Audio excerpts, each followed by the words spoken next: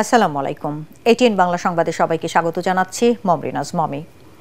শিক্ষা উপদেষ্টার সঙ্গে আলোচনার পরও এক দফা দাবিতে অনড় খুলনা প্রকৌশল ও প্রযুক্তি বিশ্ববিদ্যালয় কুয়েটের আন্দোলনরত শিক্ষার্থীরা। সকাল 10টায় ক্যাম্পাসে যান শিক্ষা উপদেষ্টা CR আবরার। তিনি বারবার অনুরোধ করলেও ভিসির পদত্যাগ না হওয়া পর্যন্ত অনশন চালিয়ে যাবার ঘোষণা দেন শিক্ষার্থীরা। এ সময় উপদেষ্টা শিক্ষার্থীদের বলেন, তাদের দাবি মেনে নিতে মন্ত্রণালয় থেকে একটি কমিটি গঠন করা হয়েছে। অতি শীঘ্রই কমিটির শিক্ষার্থীদের সঙ্গে কথা বলবে। অপরদিকে শিক্ষার্থীরা বলেন, ভিসির পদত্যাগ ছাড়া অনশন ভাঙবেন না তারা। আলোচনার পর ক্যাম্পাস ছাড়েন শিক্ষা উপদেষ্টা। এদিকে কুয়েট পরিস্থিতি স্বাভাবিক করতে করণীয় নির্ধারণে ইউজেসির সদস্য অধ্যাপক ডক্টর তানজিম উদ্দিন খানের নেতৃত্বে 3 সদস্যের প্রতিনিধি দল বিকেলে ক্যাম্পাসে যাওয়ার কথা রয়েছে। এই বিশ্ববিদ্যালয় পরিচালনার জন্য নির্দিষ্ট আইন রয়েছে এবং সেই আইনের মধ্যে থেকেই আমাদের যে ইনকোয়ারি কমিটি, অত্যন্ত কম্পিটেন্ট ইনকোয়ারি কমিটি, তারা সেই আইনের মধ্যে থেকেই তারা সুপারিশ করবেন বলে আমরা আশা করছি এবং সুপারিশটা পাওয়ার সাথেই আমরা চেষ্টা করব যত দ্রুত সেটা কার্যকর করা যায়। ডক্টর মোহাম্মদ ইউনূসের বিরুদ্ধে অর্থ পাচার মামলায় অভিযোগ গঠনের আদেশ ও মামলার কার্যক্রম বাতিল করেছে আপিল বিভাগ।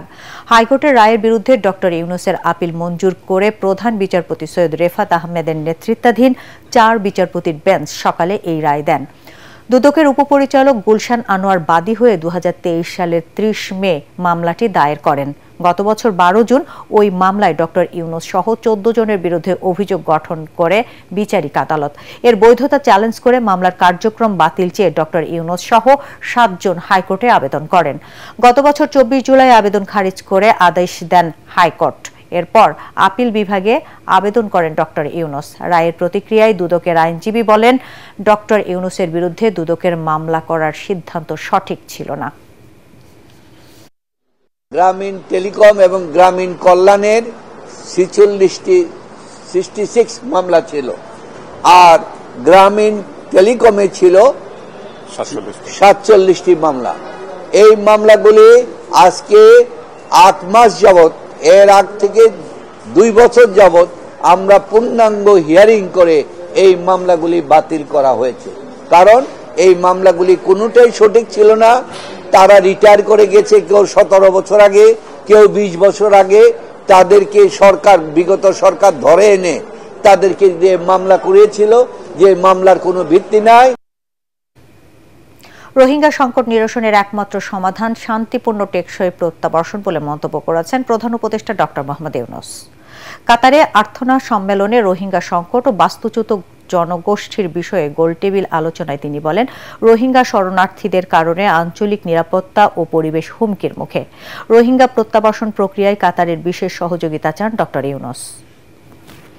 প্রধান উপদেষ্টার প্রেস সচিব জানান, রোহিঙ্গাদের নিয়ে সেপ্টেম্বরে জাতিসংঘের উচ্চ পর্যায়ের সম্মেলনে অংশ নেবেন 170টি দেশ। ওআইসির হয়ে রোহিঙ্গা সংকটে বাংলাদেশের পাশে থাকবে গাম্বিয়া।